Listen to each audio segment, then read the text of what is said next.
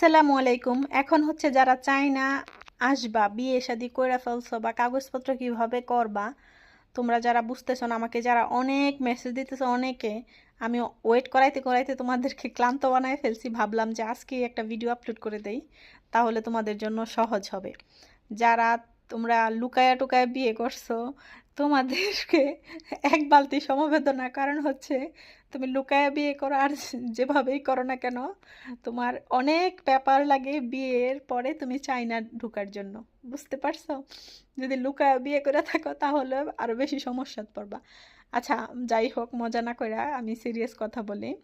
এটা হচ্ছে চায়না না, শুধু বিভিন্ন দেশে যাওয়ার জন্য হইলেও এসব পেপার লাগে। বিশেষ করে চায়নাতে আসতে গেলে এখন নিয়মটা একদম হার্ড করে ফেলছে। আর এখন মেবি এম্বাসিতে একটু আরো বেশি কঠিন হয়ে গেছে, এই যে দালালগুলোর মাধ্যমে মানে এত বিয়ে হইতেছে।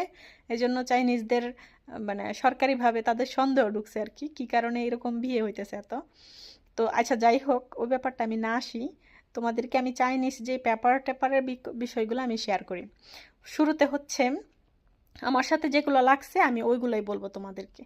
বাকিগুলা কি হয়েছে না হয়েছে, নতুন কি, আমি সেটা জানি না, বলতে পারবো না। এখন মেবি আরো হার্ড করে ফেলতেছে।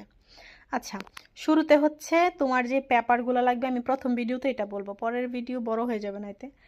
শুরুতে হচ্ছে তুমি যেই কাজের মাধ্যমে বিয়ে করো বা সরকারিভাবে প্রথম বিয়ে করতে হবে, যেটা হচ্ছে কোর্ট ম্যারেজ। বর্তমান একটা আইন বের হয়েছে আমাদের দেশে, কোর্ট ম্যারেজ করতে হবে। তা কোর্ট ম্যারেজ করার পরে তুমি ধার্মিকভাবে বিয়ে করতে হবে। ছেলে যদি মুসলিম না হয়ে থাকে তাহলে অবশ্যই তাকে আগে মুসলিম করে তারপর মুসলিম আইনে তুমি বিয়ে করো, যদি তুমি মুসলিম হয়ে থাকো। ঠিক আছে? আর কোর্ট ম্যারেজ যেই কাজের ব্যাপারটা, এটা হচ্ছে সবচেয়ে ইম্পর্ট্যান্ট। চায়নাতে আসো, বাংলাদেশে আসো, বা ভবিষ্যতেও তোমার এটাই দরকার হবে বেশি। কাজের ব্যাপারটা তোমার পরে হচ্ছে তোমার ইংলিশ করতে হবে।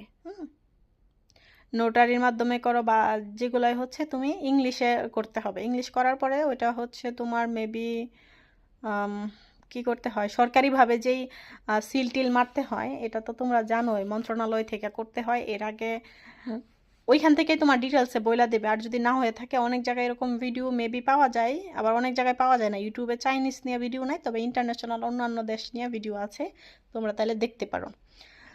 ওইটা হচ্ছে তোমার মন্ত্রণালয় থেকে সিগনেচার করার পরে তারপর তুমি যাবা হচ্ছে চায়না এম্বাসিতে। চায়না এম্বাসিতে অনেক পেপার লাগে, চাইনিজ ফ্যামিলির কিছু কাগজপত্র, আইডি কার্ড, বিভিন্ন পেপার টেপার। আবার বাংলাদেশে আর বিশেষ করে হচ্ছে চেয়ারম্যানের সিল, চেয়ারম্যানের টিপসই, চেয়ারম্যানের আইডি কার্ড।